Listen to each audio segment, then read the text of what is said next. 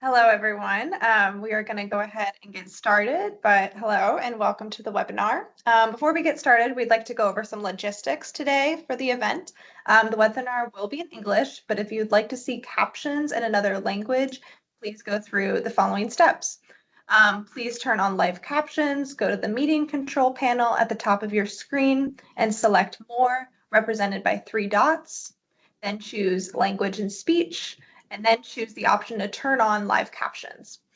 The captions will appear at the bottom of your screen below the webinar slides. To change the language of your captions that they appear in, please select the settings button near the captions, and then please select caption language and choose the language you'd like the captions to be translated to. Please also note that this webinar is being recorded and that the webinar will be shared on the NPI Expand website after today's event.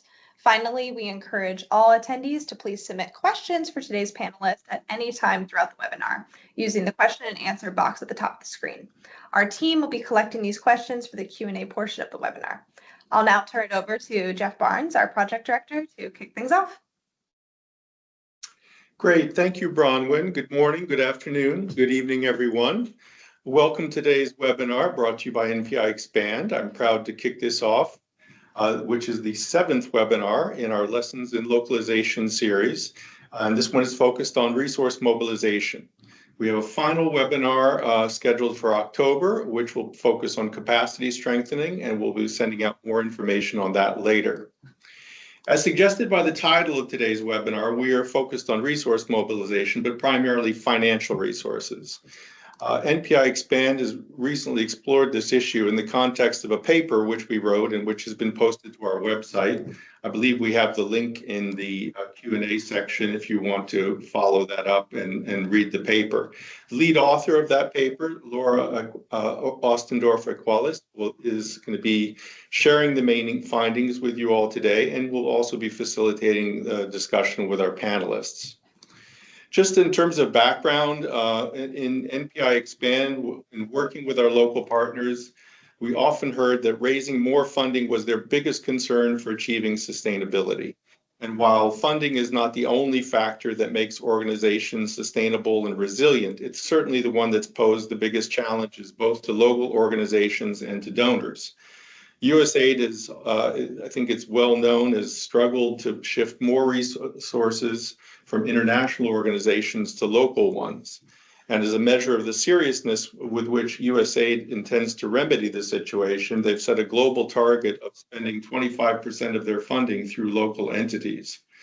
NPI Expand's local partners have certainly taken note of this opportunity, but turning the opportunity into steady funding streams and better results still requires a lot of work, and there are a lot of barriers still to be overcome. Today, we'll also hear from 3 organizations and the challenges that they've faced in pursuing their own resource mobilization strategies and their own efforts to make their organization sustainable. So as a reminder, after today's session, we have one more webinar. I think we have the calendar there. And the last topic, as I mentioned, will be on capacity strengthening, which I think is one of the most interesting and challenging topics. This is our map, which showing all the places where we've worked. Today, we're going to have people speaking from Uganda, Kenya, and India. With that, I'd like to turn things over to Laura, who will be moderator for today's session. Laura, over to you. Thank you, Jeff, and hello to everyone. Welcome to today's webinar. My name is Laura Ostendorf-Equalis, and I'm a Senior Associate in Monitoring, Evaluation, and Learning at Palladium. And over the last year, I've been privileged to work with the NPI Expand team as the lead researcher to examine what strategies for revenue generation and diversification work best for local partners and under what conditions.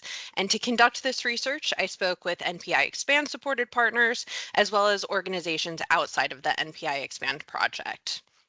So we know that resource generation and sustained revenue is a critical piece of organizational sustainability, and that becomes even more crucial during times of conflict or hardship, such as the COVID-19 lockdowns and period of limited funding and grants.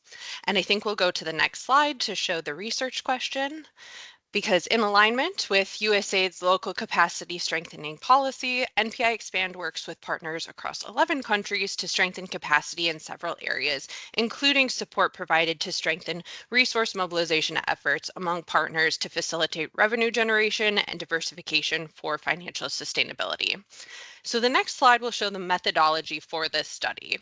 Our team used this qualitative assessment with group interviews in January 2024, with team members representing selected grantees receiving NPI EXPAND support, as well as group interviews with staff from non-EXPAND supported NGOs.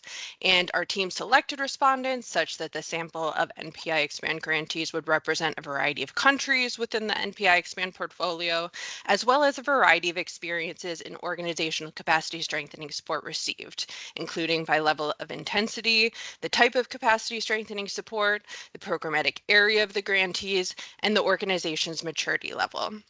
We also identified NGOs that have utilized various resource mobilization strategy or revenue diversification strategies outside of NPI EXPAND. So I will go ahead and share a bit of the findings from this study now. Overall, as the next slide will show, there was a significant degree of alignment in the results between the populations of EXPAND supported partners as well as non-EXPAND supported organizations. The respondents that we interviewed had implemented strategies to mobilize resources from donors, including submitting proposals, applications, concept notes, but more than half of the respondents expressed that they experienced challenges in applying for donor funding. Compared to other donors, respondents cited particular struggles with the USAID application process, including lengthy proposal development stages and significant evidence requirements. And in addition to applying for donor funding, more than half of respondents emphasized the importance of networking and forming relationships with development partners, which would help them to fundraise and diversify revenue streams. Additionally, nearly half of respondents discussed the importance of developing internal resource mobilization strategies or plans to enable revenue generation, including the amendment of existing resource mobilization strategy documents or business strategic plans. On the next slide, we'll discuss diversification a little bit, and all of the respondents have diversified revenue to some degree, with the majority of the respondents in the study stating that diversification is necessary for financial sustainability. And respondents report that they diversified between international donors, foundations, embassies, country-specific funding partners, as well as local philanthropy, social responsibility with the private sector, and local government. But despite the well-evidenced benefits of diversification, 2/3 of our respondents actually recognized that the main challenge to resource mobilization was the lack of funding from donors due to changing priorities and competition in a saturated field. To address these challenges posed by the lack of available funding, some are switching to a different technical area of focus, and organizations have diversified the nature of their organizational activities to different technical sectors. On the next slide, we discuss results of capacity strengthening support received. And for EXPAND supported grantees, we interviewed them about capacity strengthening support they received through the NPI EXPAND program, as well as for the non-EXPAND supported organizations, we discussed the types of capacity strengthening support they received and from whom, from a variety of sources. Almost all the respondents agreed that capacity strengthening support was helpful in addressing challenges related to donor funding, while also helping them to track progress towards organizational goals, increase their ability to support proposals, or leverage relationships to facilitate resource mobilization. However, all of the organizations acknowledged further support was needed, specifically in areas related to proposal writing, fundraising, and networking. On the next slide, we discuss the most effective strategies in achieving financial sustainability. The strategies that were deemed as most effective in generating financial sustainability varied by organization, but for many, they acknowledged that it is too early between the capacity strengthening support they received to see increases in revenue yet, although they do believe that they have laid out plans and strategies that would enable them to do so at a later stage. Other strategies that they noted as particularly influential in the generation of resources were participating in trainings related to their area of focus for the organization, as well as financial support around budgets or negotiating costs. We also looked into the negative financial effects of any resource mobilization strategies used. on the next slide. Expand-supported grantees had positive feedback with NPI Expand, and none of them experienced negative financial effects as a result of the support they received. However, although they hadn't experienced negative financial effects, they did note that they had not yet seen increases in income because of the support provided, though they do believe they have the possibility to do so at a later stage. And nearly half of the respondents in the study who had invested in resource mobilization strategies said that they had invested in some strategies that did not yield profit. So while any organization who applies for donor funding must incur costs that may not pay off in terms of new funding, it should be acknowledged that the financial burden involved in applying for proposals is greater for local organizations because they have less capital and fewer indirect pools of funds to draw from. Additionally, several organizations that we spoke with expressed concerns about the unintended impact of USAID's localization agenda, particularly related to the lack of funds awarded to Indigenous organizations. One local organization who we spoke with even noted that localization had resulted in an uneven playing field, with international non-governmental organizations and their local affiliates in the same competition as local organizations. We also looked into external factors on the next slide, which impact the ability of local organizations to generate revenue. And external environmental factors play a significant impact on an organization's ability to generate revenue. In particular, the relationship between local governments and local organizations can have a significant and at times detrimental impact on an organization's financial sustainability.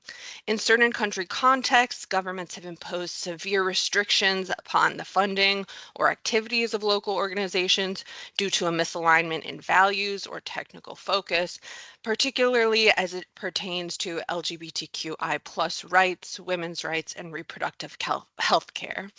And without a healthy relationship with and direct funding from the local government, local organizations have to look to other sources of funding, namely foreign donors. However, since governmental priorities may shift based on the administration in power, respondents cited that donors tend to wait about a year after elections to fund activities in case there are political realignments. In addition to the political environment, we found that respondents cited conflicts, natural disasters, and health emergencies can affect an organization's ability to generate revenue. And to adjust to operating environmental challenges, the most requested type of capacity strengthening support was networking assistance. Nearly half of the respondents wished to be engaged with other local organizations to collaborate on funding practices, research and development, social accountability, and capacity issues. The final topic that we asked respondents about was their future plans to sustain or improve revenue generation. About half of the respondents mentioned that they'd plan to diversify donors as a step towards sustaining or increasing revenue in the future. And other respondents noted that they will continue to look for partners with whom to explore local and domestic or organizational sources of funding. Half of the respondents hoped to build new partnerships and cited a desire to connect with other local organizations with aligned values to increase peer-to-peer learning and mentoring between advanced and potentially growing organizations. So while there are competitive and crowded spaces for donor funding, this finding may indicate that local partners want to work together and to collaborate to stand out in a crowded market. So we have some conclusions for the research as well as recommendations for capacity strengthening providers, local partners, and donors. And in general, our conclusion is that based on the literature review and the interviews that were conducted, there are multiple strategies that may be effective in resource mobilization based on the organization's experience and operating context.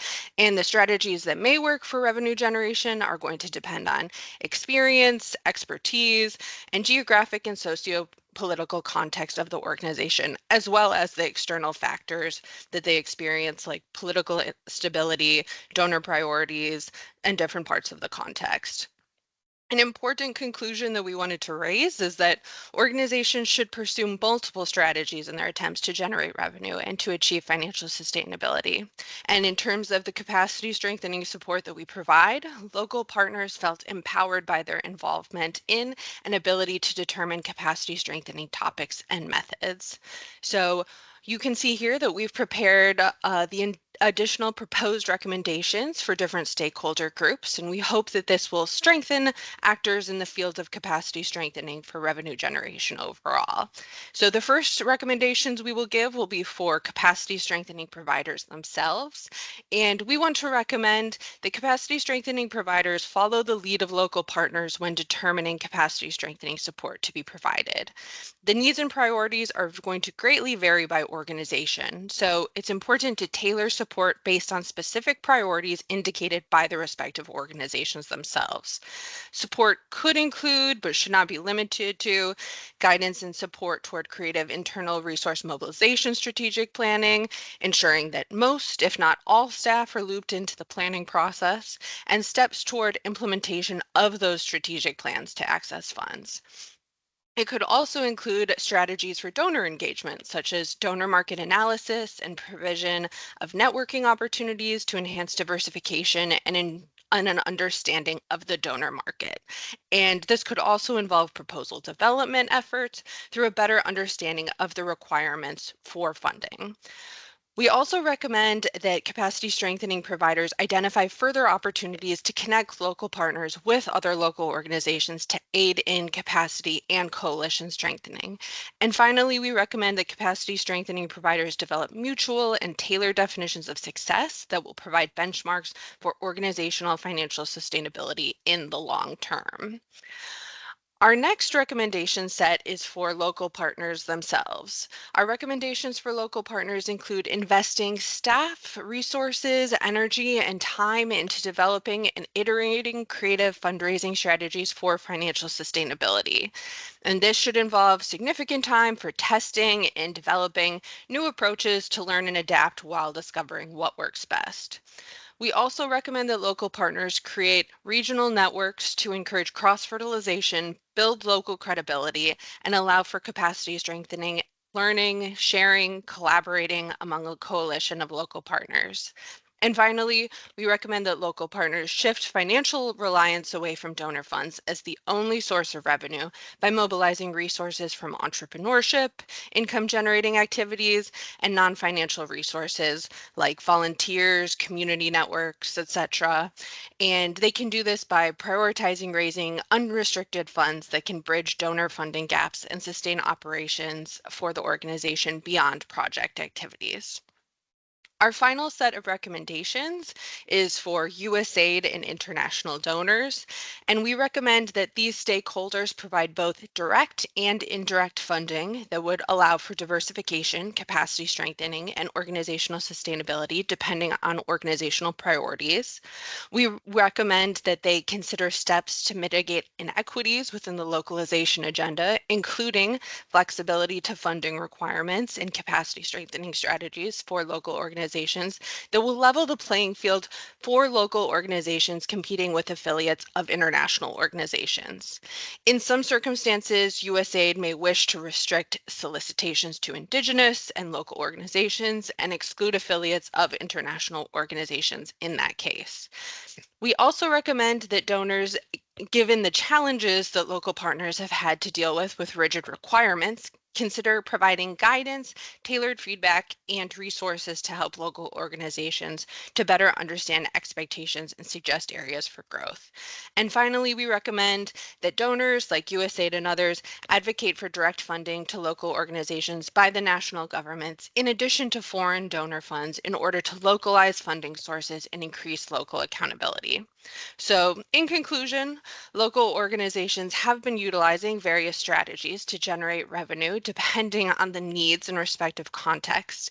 And we really recommend that further research and operational support be undertaken to identify creative approaches to resource mobilization that will positively impact the financial sustainability of local organizations. But we wanted to hear from some local organizations themselves who were also involved in the research process. So before we turn to the roundtable discussion, I want to give the panelists a chance to introduce themselves and their organizations. So at this time, I'd like to ask the panelists to turn on their cameras. We are so excited to have them on board and looking forward to hearing their perspectives. So I'm honored to introduce Philip, Aparajita, and Julius. First, Philip Mbugua is the founder and executive director of the National Organization of Peer Educators, NOPE in Kenya. As a social scientist with a Master of Arts degree in rural sociology and community development, Philip has over 25 years of experience in resource mobilization and managing health and social programs in Kenya and other East African countries. Next, we have Parajita Gogoi, who is the Executive Director of Center of Catalyzing Change.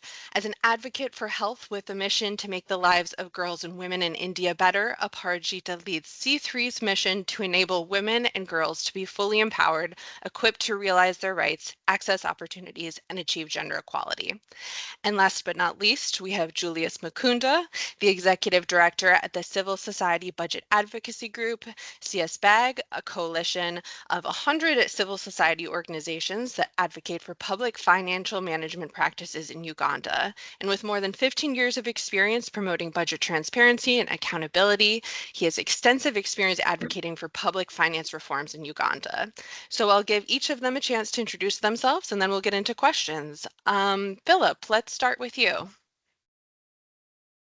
Thank you very much, Laura. My name is Philip Waweru Mbugua, and I'm the Executive Director, National Organization of Peer Educators, or NOPE.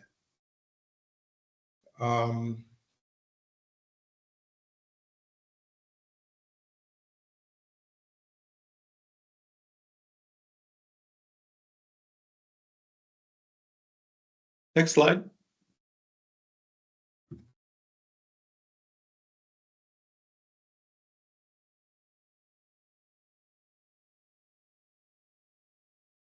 Have we lost Philip and his connection?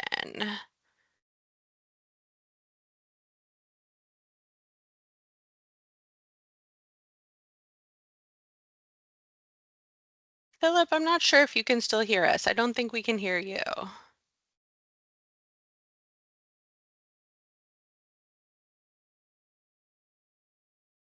Perhaps we can let Aparajita introduce themselves and then we can come back to Philip if the connection improves. How does that sound, Bronwyn?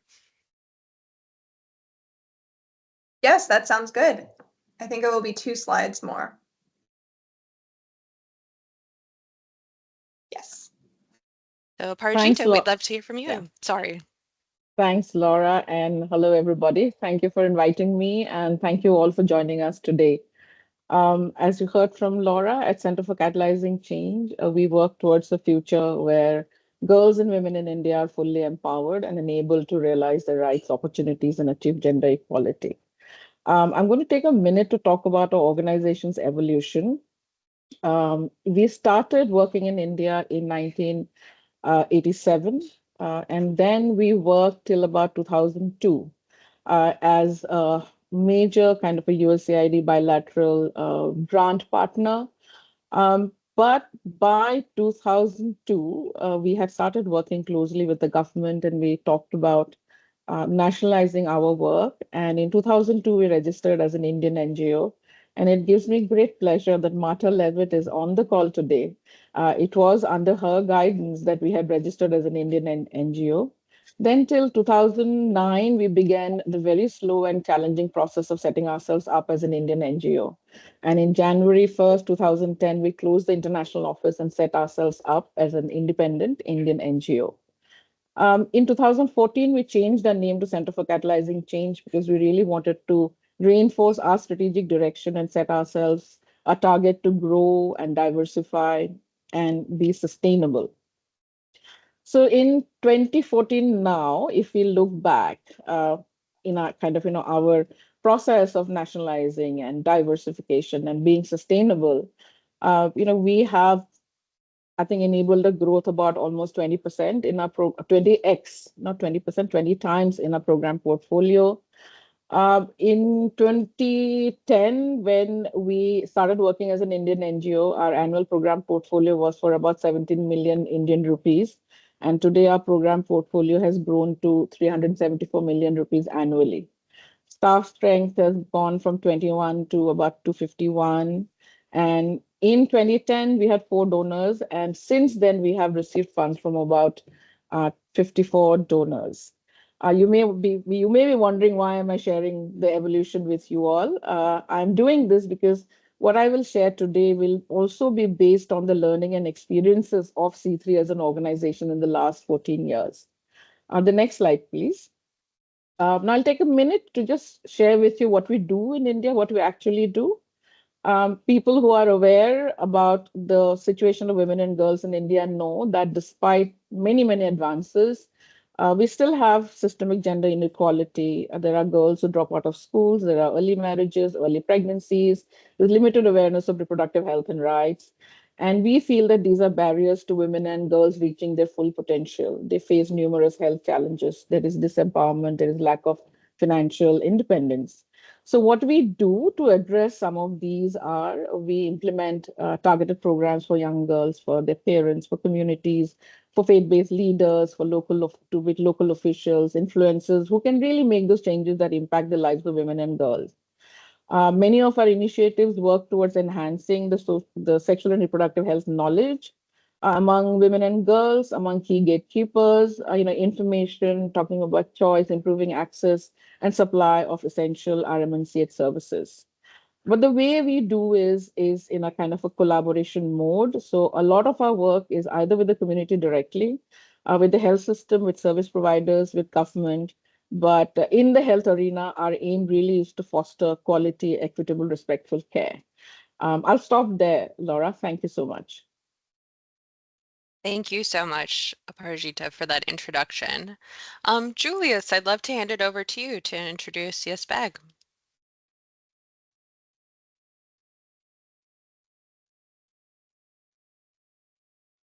And Julius, I think you might be on mute. I apologize. Yes, I was muted. I hope you can hear me now.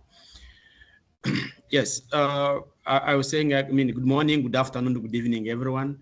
My name is once again Mukunda Julius, and I work at the Civil Society Budget Advocacy Group, CSBAG, as the Executive Director. CSBAG was born in 2004, and we have a membership of 100 members. These are NGOs, but also some individual members. And 45% of our members are from the local level. Mainly, our work revolves around public finance management. And that's why our vision is Uganda with a people-centered budget that dignifies humanity. And we work to ensure that resource mobilization, allocation, and utilization is inclusive for a transformative Uganda. And next slide.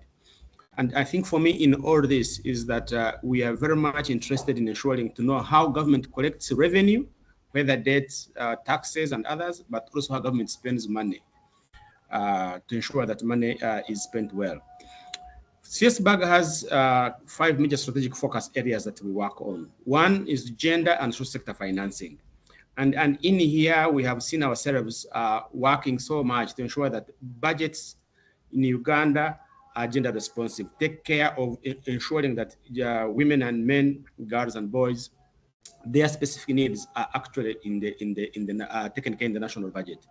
Why we are insisting on this is because we have worked for quite some time to ensure that in our Public Finance Management Act, there is a provision which mandates each and every government agency that takes money from our consolidated fund to show how resources they will spend will address gender and equity issues into their sector.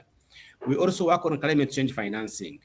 And again, we worked hard to ensure that one of the laws we have, the Climate Change Act in Uganda, specifically mandates each and every minister to show how the money that they are collecting from government will address climate change issues. Budget accountability is at the heart of what we do, and we organize, mobilize citizens so that they can be able to engage government in the budget process, in the audit process, for example. We meet with stakeholders, we meet with duty bearers, and demand that resources can be utilized properly. Around account to public finance management issues, here that's where now we deal with the whole issue around domestic resource mobilization and the special debt management. And some of you might know that of recent in sub-Saharan Africa, developing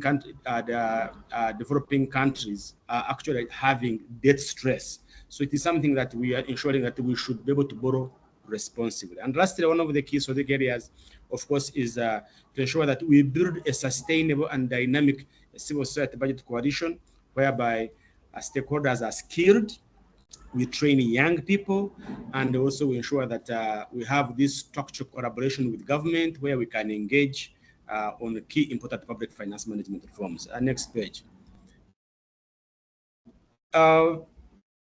I think that's probably that's the end of it. But just for purposes of knowing that we have a diverse of donor base, like my previous colleague, we started with one donor, and I can see now we have more than 10 donors. We had around $10,000 US. We have seen our portfolio increasing to almost $1.5 million. So yes, we are moving on well. Thank you so much. Thank you so much, Julius. And Philip, I want to come back to you to introduce NOPE.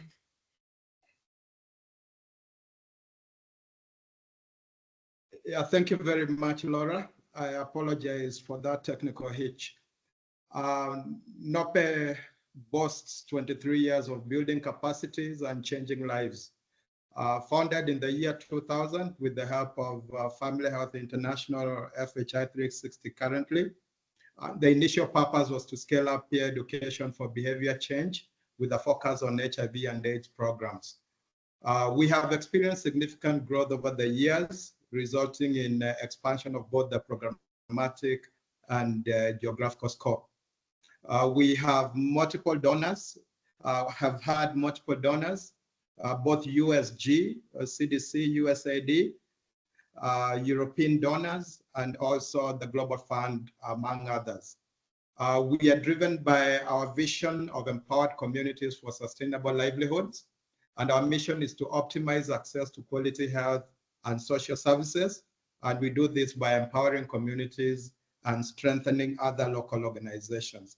Those are our 5 strategic pillars. We started with the health services as our only pillar, and then we moved on to incorporate democracy and governance, organizational growth and sustainability, environment and climate change, and livelihoods and economic empowerment. Next slide. This slide shows the importance of having a capacity strengthening component for any program. And these are some of the accomplishments that we've had with NPI EXPAND, where we were integrating family planning and maternal health with environmental conservation, but with a very targeted capacity building effort. This program found NOPE's documents not having been reviewed for a very long time, and all of them were reviewed, from the governance documents, the strategic plan, the resource mobilization plan, all the policies, and also enhancing our IT capacity. Next slide, please. This slide shows the successful programs that we have currently, and the programs that we've implemented in the past, and also the levels of funding. You can see there are many USAID funded programs currently and in the past, but also the range of other donors. But I'd just like to point out, if we look at the current funding, the levels that we've been able to handle, the highest being $2.1 million US, while the lowest is at $39,000 US. If you look at the past, we had the original New Partners Initiative funded by CDC, and our funding was $5.4 million US. And then you can also see the range, meaning that NOPE has built capacity to implement a wide range of programs, and there is no doubt that we can handle a lot more resources. Thank you very much. I end there. Thank you all so much. I'm really excited now to turn to this wonderful panel for a roundtable discussion based on your experiences. And I have some questions to help facilitate the conversations before we'll turn to questions from the audience. But our first question is for all the panelists. So as we displayed in the research that we conducted with NPI Expand, the local organizations who we spoke with place a lot of importance on good resource mobilization plans. So for the first question, do you agree? And if so, what are the most important steps for local organizations to take once they have a plan in place? Philip, let's start with you. Thank you. No organization can execute its mandate without adequate resources. And for NOPE, ensuring that we have the resources to make our highly effective interventions among communities possible has been a major priority. A resource mobilization plan for us is key, as it serves as a roadmap for navigating the resource landscape that is often very highly competitive.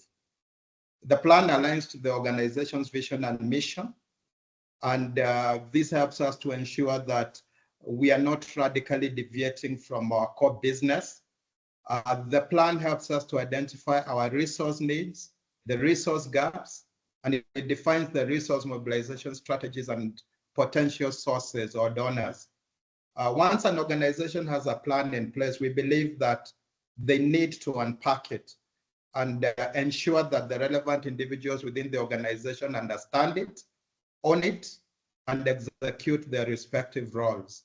Secondly, they need to identify the low-hanging fruits and go for them. That's what we do as NOPE.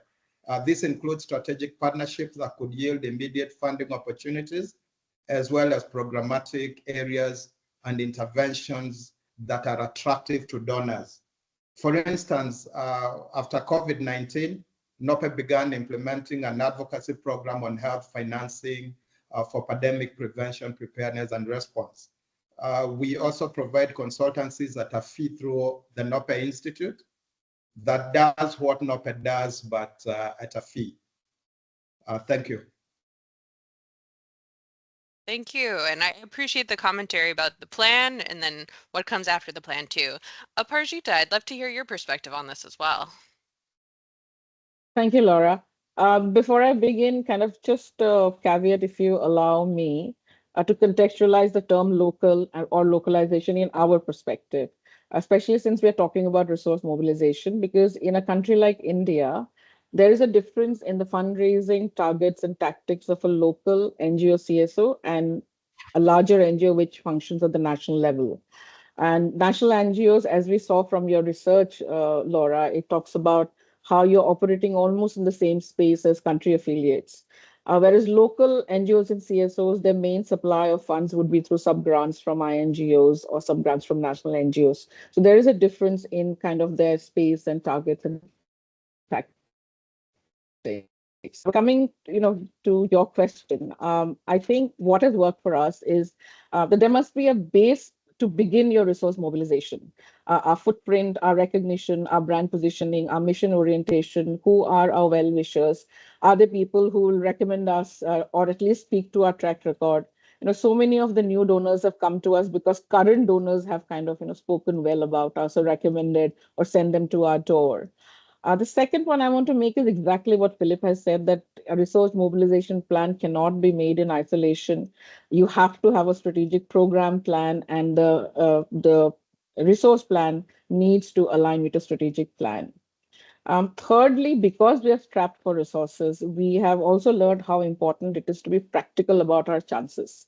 There are global bids, which could be for a country like India, but should we even go for it? What are our chances? We look at past awards. Are they funding our kind of work? Are they funding our kind of NGOs? Are they funding our kind of scale? So that we don't, go down the rabbit hole of trying to do a heavy lifting, which we may not be able to. Fourthly, I think a very significant screening tactic for us is to do a mission and value match.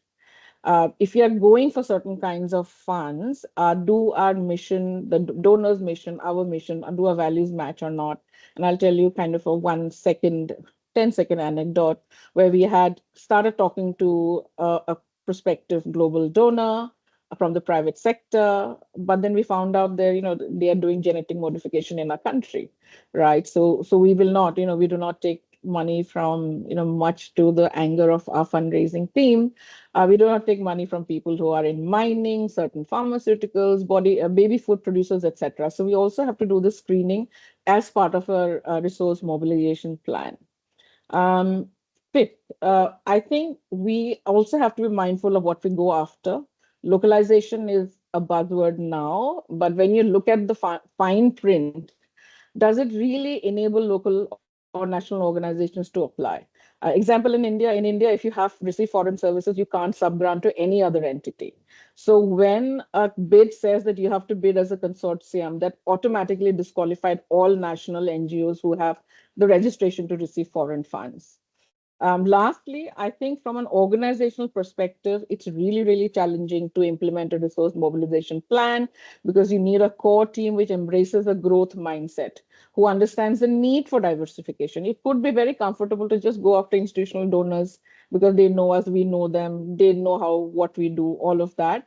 But we really, really need to have the growth mindset in the core team. And then, of course, once you have a team, you have to ensure that you have the bandwidth to deliver. You do regular check-ins, you do course corrections, etc. But to conclude, resource mobilization is really, really challenging. It depends on teams' headspace, strength, coordination between program team and fundraising team, the donor landscape, the regulations in the country, etc. I'll stop here, Laura. Thank you. Thank you so much. And Julius, I'd love to hear your thoughts on once you have a resource mobilization plan in place, what are the next steps, as some of the other panelists have touched on?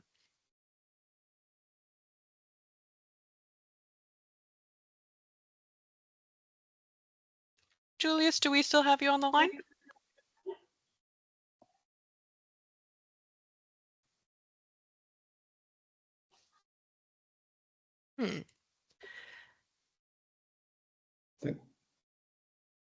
Did we lose Julius?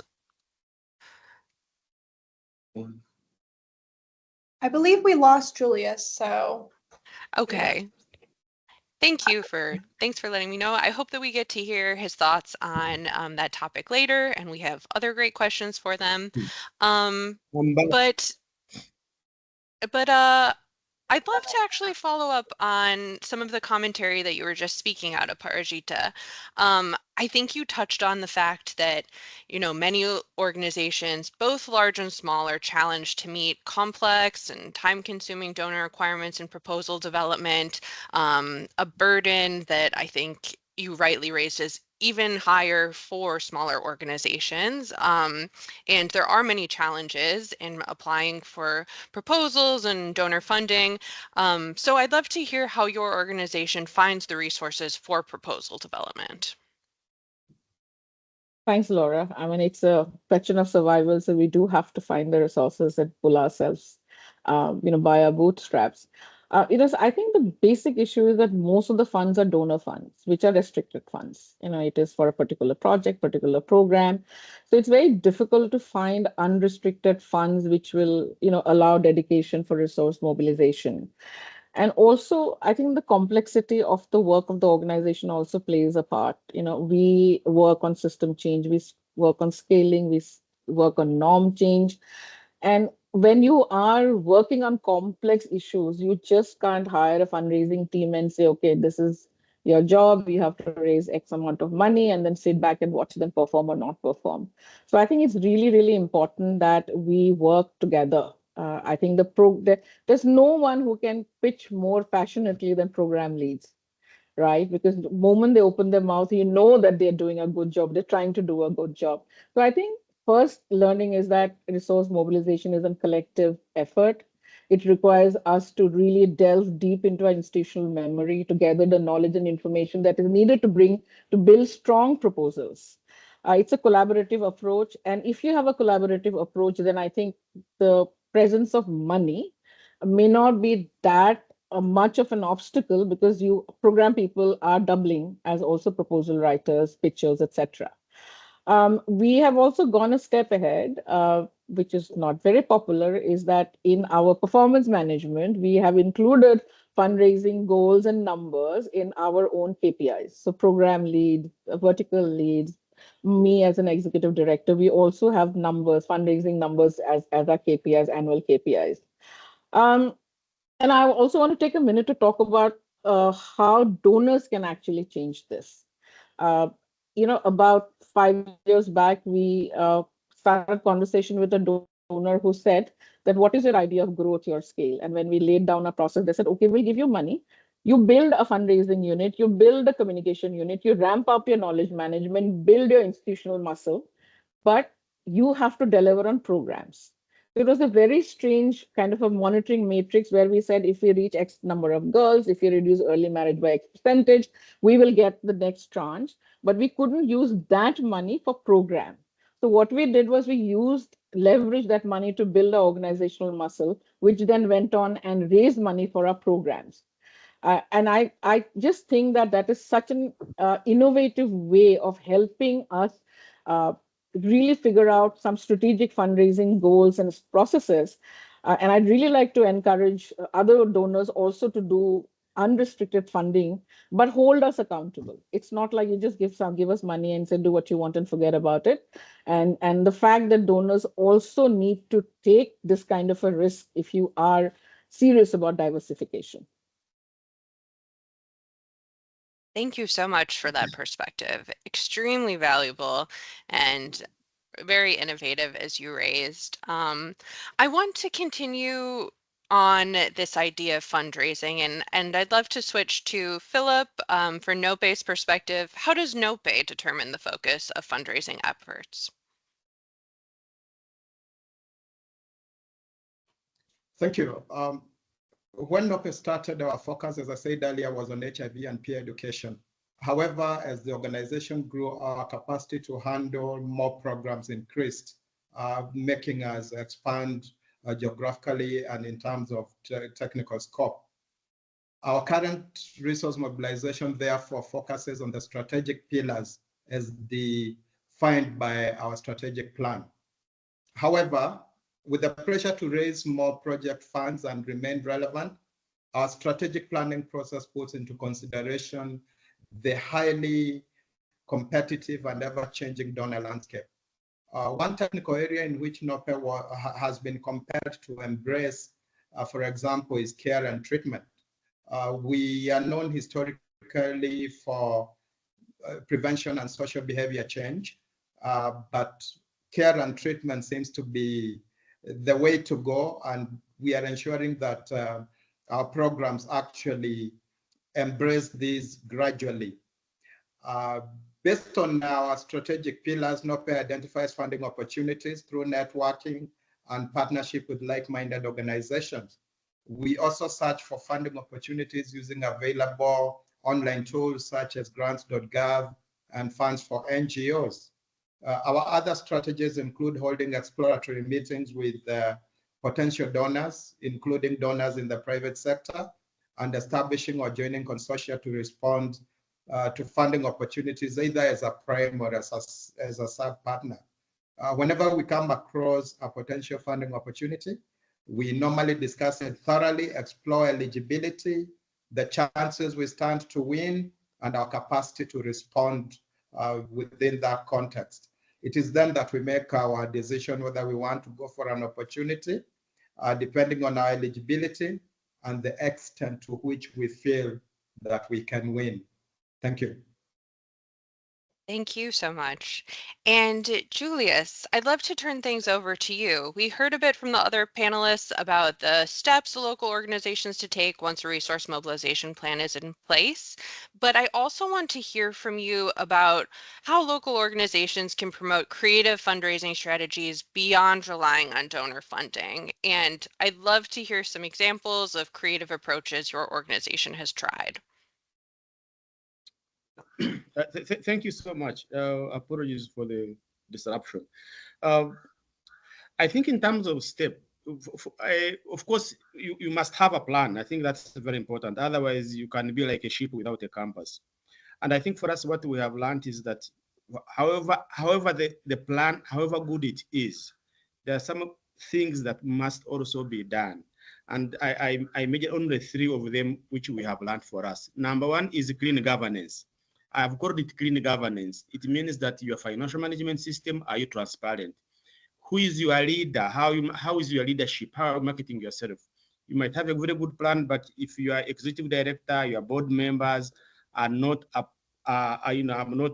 are not people who can stand out in a society and respected, you will not get the funding. The second one, I think, for me is adaptation and flexibility. And this does not mean mission shift, it means mission focus. And the example I will give you is that when there was a refugee crisis in Africa, donors shifted the money from PFM, public finance management, and they went to deal with the refugees, which meant that even the available resources we had were donors had changed priorities. But then we realized that actually there is public finance management in refugee management, because one is how is government spending.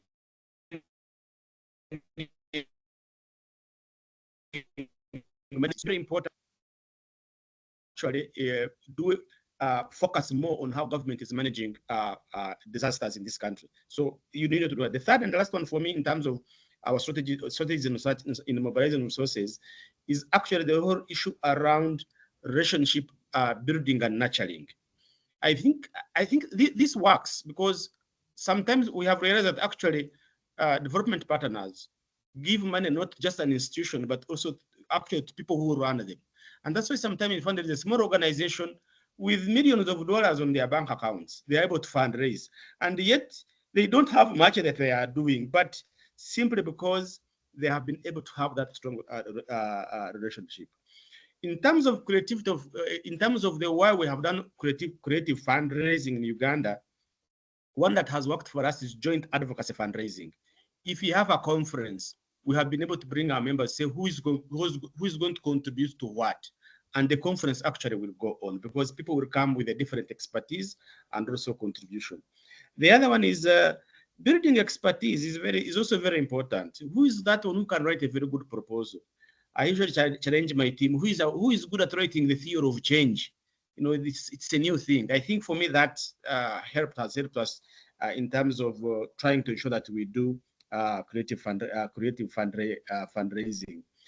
The other one around creative fundraising, of course, is we have also decided to say to build expertise among us ourselves so that we can sell our product.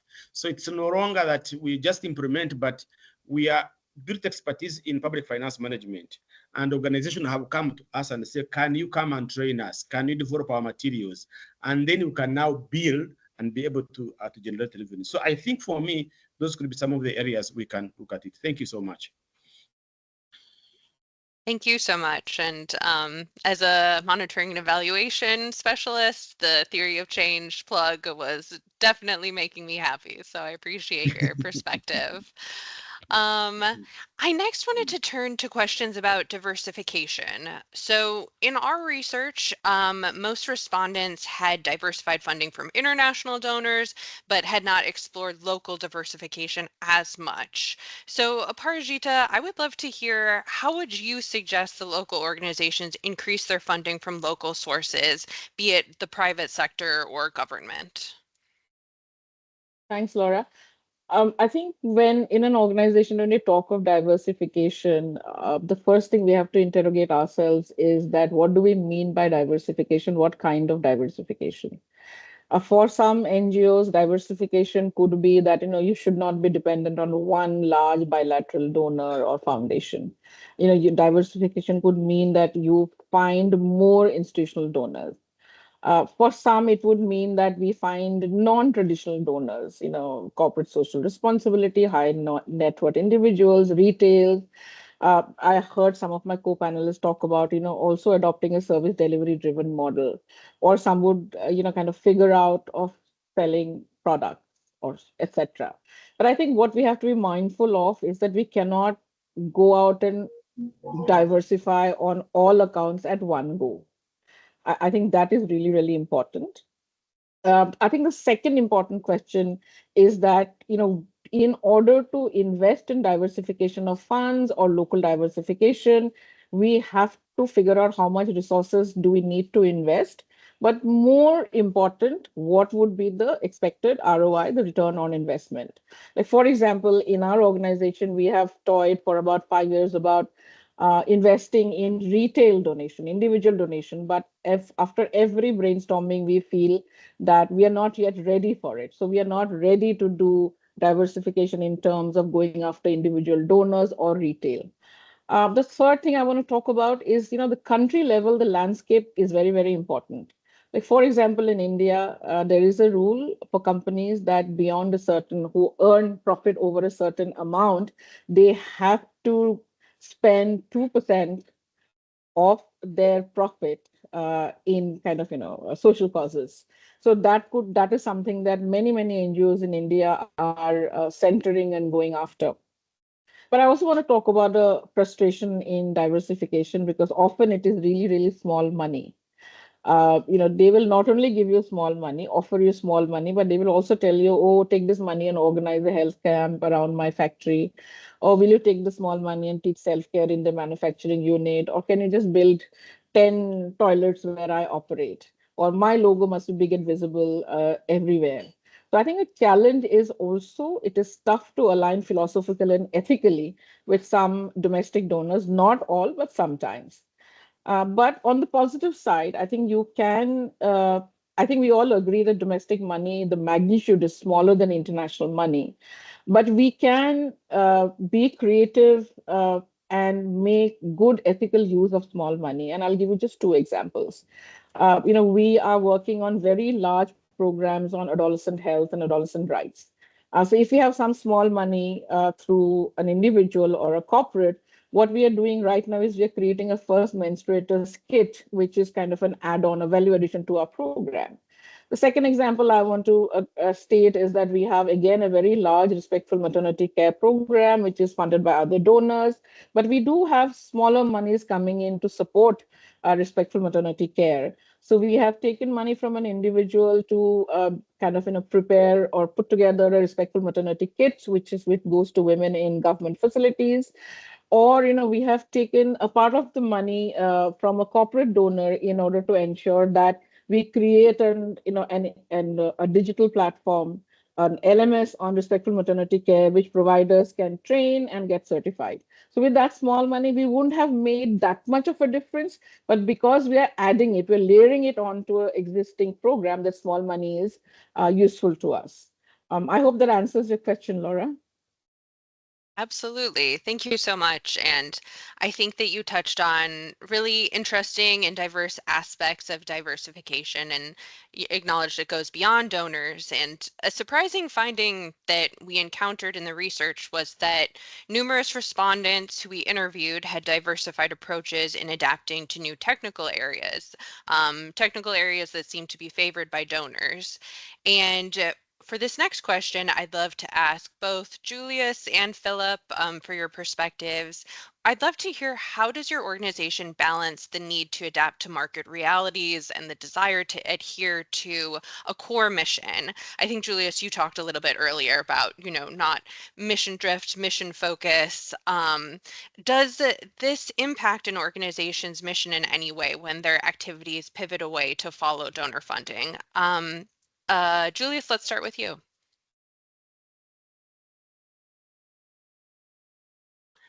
Yeah, of course. I think what we need to understand is that even development partners have an interest in what they are doing. Let's agree to that. That you come to a country, there is an interest that you are trying to pursue, and that sometimes can collide with what you want. And what do you do? There are really three choices. One is you can decide to do a mission shift and then go with them, and probably now you lose your focus. There is the negotiation part. I can give you an example, is that we have development partners who want to work in a certain area of Uganda. They say, no, we want to go to the north. We are a national organization. We work almost across the country. So you negotiate and say, okay, fine, I will do some part for you for Northern Uganda, but please do allow me also to do some part for other areas. So there is that negotiation part. The other, of course, the third one, of course, is I mean, you walk away if you feel that you can't take into what the development partner wants. But I think the most important part is what are your values? I think that is the most important element that we should always follow up on, because really, if as CS BAG we are in public finance management, and the next day you hear that we are in a tree planting, I mean, really, at the end of the day, it just doesn't make sense, at all. So having a strategic plan is very important for the organization. Having the values and what it's pursuing is very important. Having your mission and being more flexible to negotiate is another area that you need to look at. And I think in most cases is that you have donors that really want to listen and how they can support you.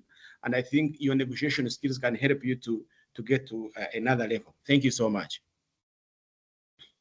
Thank you. All such good points. Philip, I'd love to hear your perspective on this topic as well.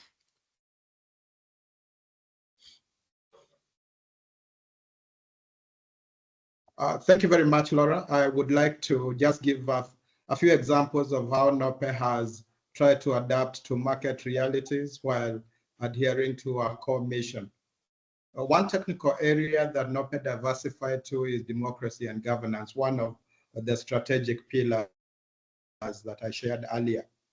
How did this happen? In one of the localization efforts, USAID published some opportunities that focused on capacity building for local organizations. And this was specifically under democracy and governance. The applicants had to be local organizations. So NOPE met the eligibility criteria largely except for one area, that had to do with the level of funding received from USAID, and NOPE exceeded that threshold at that point. So we took one of the organizations that we were mentoring, and they applied with our support and they were successful. So we ended up implementing democracy and governance program for the first time. And we found this area so interesting, so we included it in our strategic planning. The other technical area, which has to do with the environment and climate change, came when we were approached by an agroforestry project to build the capacity of their partners in engaging youth and women. I think how we try to balance is that if you look at these two areas, these two projects that I've illustrated, is that they still fell within a particular pillar in our strategic plan. That is organizational growth and development, that covers capacity building, and also health services. And this kind of assures us that we are still within our core mission. But there is a thin line. Sometimes you're so worried about not having adequate resources that you feel compelled to look out for other opportunities. Thank you. Thank you so much. I want to come back to Aparajita because you spoke about the context earlier and how the context and the environment is so critical to an organization's ability to generate resources. That was definitely a finding in the research, that the operating and political environment can be detrimental at times to the ability to generate resources for an organization. So I'd love to hear about your experience with this in India. What steps have you taken to mitigate any external challenges, if any? Thank you, Laura. I think it pays to be very, very careful and mindful. So I think what we try and do is do a very detailed landscaping of policies and mandates of the government. We match it with our mission and strategic priorities, and we figure out how some of those mandates and our mandates match, and how can we work together to fulfill the mandate. So I think in certain countries, aligning with the government is a good kind of a strategy. But in order to have that partnership or collaboration, you have to be recognized as a legitimate player. They will look at your track record. They will look at whether you have the capacity to deliver. And things may change overnight. So there is risk, but I think the results are enormous if you work with the government, because governments not only have the highest, largest reach, but they have human resources. They have platforms for delivery, schools, hospitals, community centers, and they also have money allocated for these policies. So I think one thing that we try and do is to kind of align our system change work with the priorities in a state or at the national level. The second thing that we have to do very carefully is that we have to adhere to the regulatory framework. Cross your T's and dot your I. For example, in India, if we receive foreign funding or any funding which is sourced from a foreign country, we cannot subgrant. We cannot receive subgrants as a entity who has registration to receive foreign money. So you have to ensure that none of our work, nor are we receiving sub grants, nor are we giving sub grants. Or we have a regulation that your admin indirect expenses must be under 20% if you are receiving foreign funding. So there are no ways of negotiating around this. So you have to adhere to the rules and regulations. That's with the government. But in India, even with the corporate kind of domestic funding, there are regulatory frameworks that we need to adhere to, income tax exemptions, etc. Primarily, the answer to your question is due diligence is really, really important. Follow rules and regulation, educate yourself. Sometimes, rules change and we are not aware about it. And lastly, I think it's really, really important to do multiple kinds of audits. We, of course, have donor audits. We have annual audits, which is reported, but we also have started internal audits. We have started forensics, can you come in and open up books. We say, okay, can you just have a look and see whether, there are any unintentional errors, etc. So I think forensics are really, really important. And last, I think certification. There are many organizations now who certify NGOs. It, of course, means a lot of headache. There'll be a lot of paperwork. But I think certifications, at least in India, we have 3 or 4 organizations who certify NGOs. So I think certification is also a safety net that one can invest in. Thank you, Laura. Thank you so much for sharing that. And Julius, I would also like to hear your perspective. If you felt your organization's chances for funding were hurt or potentially helped by the political environment. No, that is for real. I mean, and especially for us during the general elections is when things tend to be very sensitive. For example, is that in the last general election, that was 2022, there was a huge donor fund for civil society organizations. It was called the Democratic Governance Facility. Government woke up one day and just shut it down, simply because they had some work around electoral voter education, civic education, and it was shut down. And definitely that sends a ripple effect, even to other donors who are supposed to bring in money. Because I remember once it was happened, a few of our donors were actually hesitant to give us money because they thought that actual organizations are also going to be closed. So that happens. And I think the other important element also is that when the government fails to distinguish between being political and being non-partisan. I mean, all of us, we are political, but as NGOs, you are trying to be non-partisan. So when they are unable to do that, then that begins another disaster. But also even within amongst ourselves. So if you see me on the microphone wanting a political office, and I'm now becoming non-partisan. So even ourselves, we have not been able to do that well. So that kind of misunderstanding actually leads to most organizations to be highly scrutinized, but also face a lot of government pressure.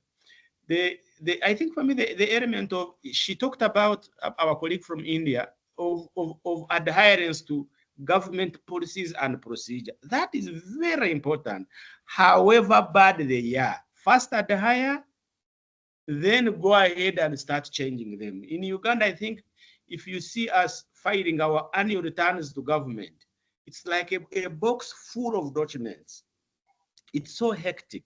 But we do that, but then we continue engaging government to change the behavior. So that environment in itself, actually, if you don't apply for a license or your annual license in a timely manner, then and a donor asks for your current status or your current license, you don't have it, then you can't get the funding because it means you are not compliant. And I think for me that is going to be important. What are we doing about this? Now, first of all, is you must be very clear of what you are doing. Show government what you do, be open, be transparent, collaborate with government offices. For us at CSBAG, we work very closely with the Ministry of Finance to the extent that if there is anything that is happening to us and they hear about it, they are the ones who tell us first, you guys, we have heard about this, be prepared. That helps you to get prepared. If government wants to do any check on you, that becomes important. But I think at the end of the day, really is for me is let us be political but non-partisan and adhere to government rules and regulations. Thank you so much. Thank you. And I'm just going to share one more question and then we'll switch it over to the audience questions for y'all. But this last question is going to be for Philip. We've discussed challenges, but I want to discuss some opportunities for local partners. In the research, a lot of respondents highlighted the importance of networking with other local organizations, and that allowed them to share strategies for resource mobilization. And in particular, a lot of respondents discussed partnering with peers to have strategies to tackle challenges within proposal development. So I'd love to hear about where you've been successful partnering with other local organizations. I know you mentioned mentoring earlier. What were the positives that came out of that, and what do you perceive to be barriers for any partnering or networking? Thank you, Laura. NOPE has utilized partnership and networking in a very big way. And we believe that when we leverage on the strengths of other partners, then we are able to be successful in resource mobilization and implementing high impact programs. NOPE has partnered with both local and international organizations in resource mobilization, whether as a prime or as a sub. Let me give 2 examples. In 2009 to 2012, NOPE successfully led a consortium comprising 2 other organizations in applying for and implementing a 3-year grant. I think I showed the figure earlier, $5.4 million under the new Partners Initiative, and CDC was our donor. And this also came with the capacity strengthening component. This was just believing that we had what it took, we applied and we got it together with our partners. Secondly, when that project ended, NOPE convened some of the partners and initiated a consortium proposal to the European Union. And this was focused on maternal and child health. We sat with NOPE chairing the session and agreed on who would be the prime. And we settled then on Amut and Andamaga University Relief Team because they had a presence where we wanted to have the program implemented. And this bid was successful and we implemented it for 3 years very successfully. Let me also refer to maybe 2 barriers that I consider quite significant. First and foremost, in the context of localization, I do agree that the playing field is not level from NOPE's experience. With localization, we know that several NGOs have transformed themselves into local organizations because the only requirement is meet the local definition of USAID or the US definition of local, which is not hard to do. As a result, NOPE and other local organizations are forced to compete with entities that are bigger, wealthier, and have a higher capacity, especially for resource mobilization, writing those heavy proposals and paying for it. The number of local organizations receiving direct funding also seems to be decreasing as compared to when NOPE had an opportunity to sub for multiple INGOs. So that is the first barrier that I see. And I think localization needs to be rethought so that it is fairer and it does not end up ironically killing organizations like NOPE. Secondly, capacity strengthening, like what we've had 3 times, has not been followed by affirmative action to ensure that local organizations have undergone the process, that have undergone capacity strengthening, actually get actual opportunities to receive direct funding, either from USAID or from CDC. NOPE has benefited from 3 deliberate capacity strengthening initiatives that aimed at preparing us to receive direct US government funding. I talked about NPI, the first one, and then Fanikisha Institutional Strengthening, and recently NPI EXPAND. We need affirmative action, and this may entail categorizing organizations so that there is work and resources for everyone. And that we also need to ensure that program funding is accompanied by adequate administrative support. Thank you, Laura. Thank you so much. I'd now love to turn the conversation over to some questions from the audience and see what we have. Please feel free to continue submitting questions. The first question that I have here is, how can initiatives like NPI EXPAND and others led by international organizations build the capacity of local organizations to serve in the capacity strengthening role?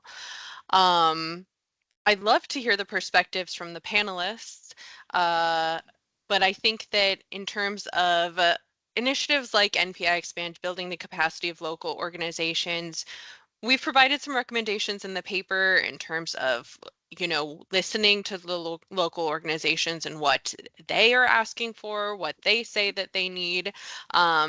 If it's the resource mobilization planning, strategic help, as we found in the paper, if it's networking, those types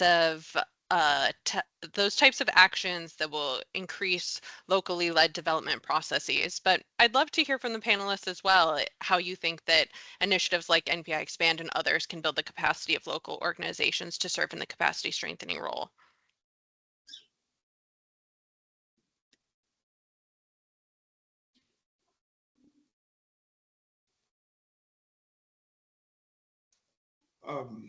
Laura, can I go ahead? That would be great. Yeah, from NOPE's experience, it is very possible for organizations, programs like NPI EXPAND to cascade their capacity to their partners like NOPE to build the capacity of other local organizations.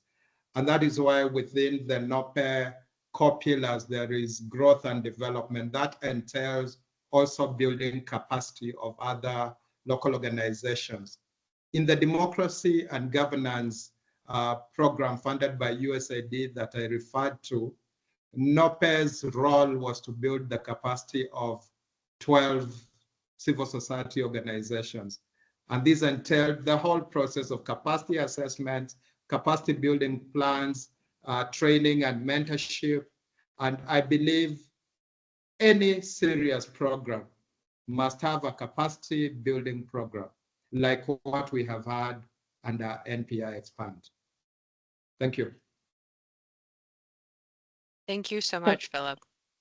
Can I go next, Laura? Please, please. Yeah.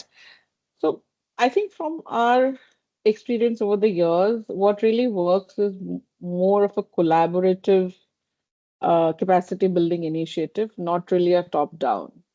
Not like, okay, what are your weaknesses? Let's come and solve it for you, because that's not what really works, and that's not sustainable. So I think when we get into partnerships on capacity strengthening, we should really make a matrix, So let's say you bring in expertise in USAID grant management. We also bring in best practices about what works in a country context, right? Because we've been here, we are working. So I think it should be more of a collaborative space.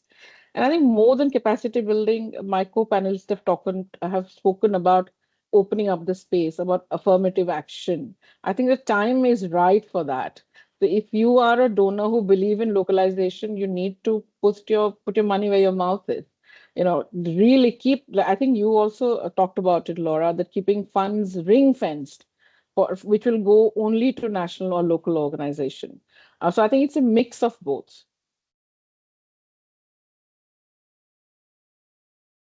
Thank you so much.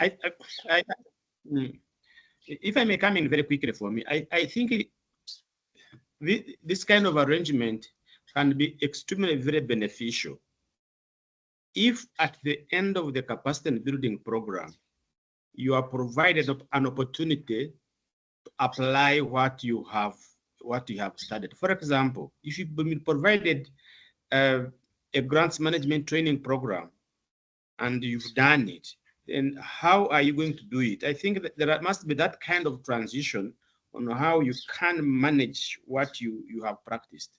I have seen in some cases where you have, you build the capacity of staff, or you build the capacity of the organization fundraising, but they never use that fundraising policy at all. So how to ensure that what you have learned, you've been given an opportunity to practice it, Aurora, I think that could be also a very good opportunity. Thank you so much. Thank you all. Those are all such valuable perspectives. I want to turn to the next question from the audience, and this can go to any of the panelists. Do you think that the increase in de minimis rates to 15% will help ease the burden of operational overhead for foreign NGOs or local partners?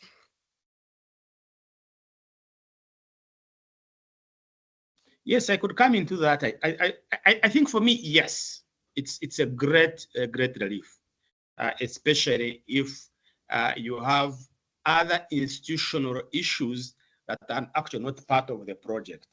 It really helps you. And I think for me, that increment is a recognition that this project is not just a standalone, it is within an institution. So that you can have the ability to even fundraise more, but also address those other critical issues that can support the effective implementation of the project that you are running. Thank you so much. Thank you. Maybe I can also come in without being pessimistic. I think we also need to ask ourselves the question, how are we applying the 10% that is already allowable before we even talk about the 15%, which would be superb. But the reality from NOPE's experience is that it is so difficult to convince the primes to give you that 10% de minimis. And even when you're lucky to have it, it is highly misinterpreted. And I think in a recent meeting of NPI EXPAND, I give an example of how NOPE had to actually show a prime how to calculate the de minimis and the modified direct costs for us to read from the same script. And luckily, USAID agreed with us.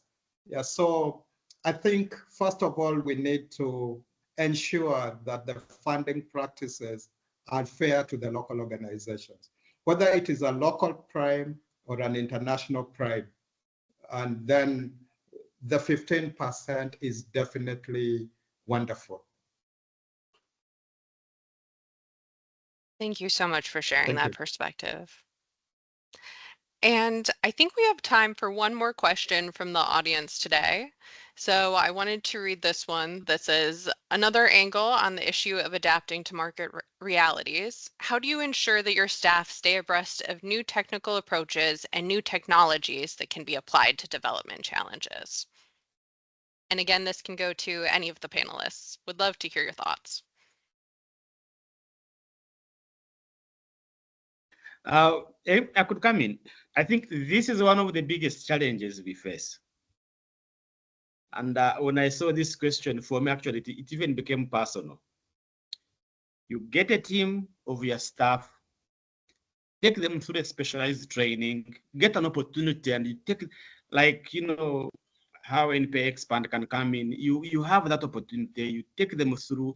They've learned grants management. They have learned financial forecasting. They've learned, you know, these specialized skills. And once they have finished, then they pack their bags and go. You are going back to square one. So even as you bring in new ideas, as you try to bring in new ideas, definitely somebody is also having a master skills and then they want to work out. But the idea is that as an institution, again, is that you try as much as possible to expand the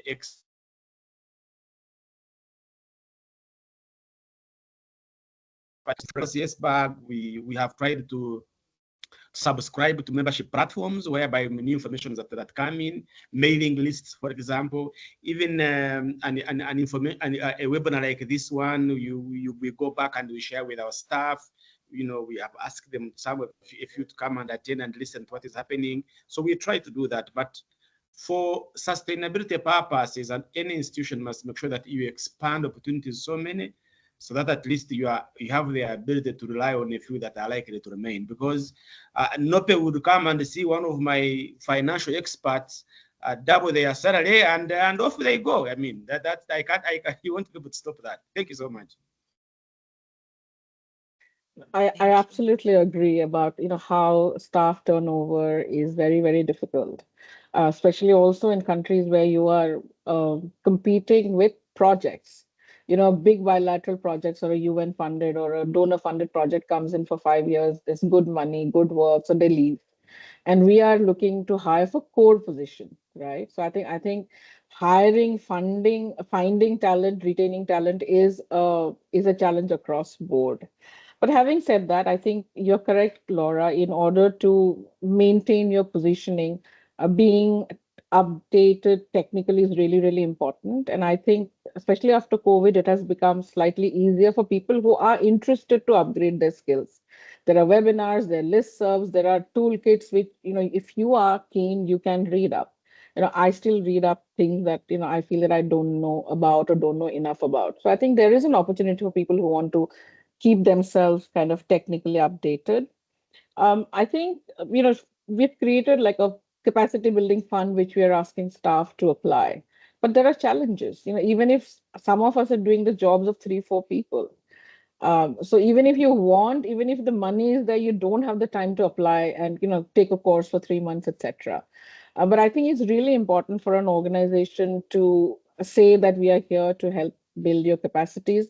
Maybe that would, you know, help people kind of recognize their space in the organization, make use of the capacity building fund or any kind of, you know, you talked about how you trained everybody. So I think it's tricky area, but there are things that you can put into place. Some of it will work, some of it will not work.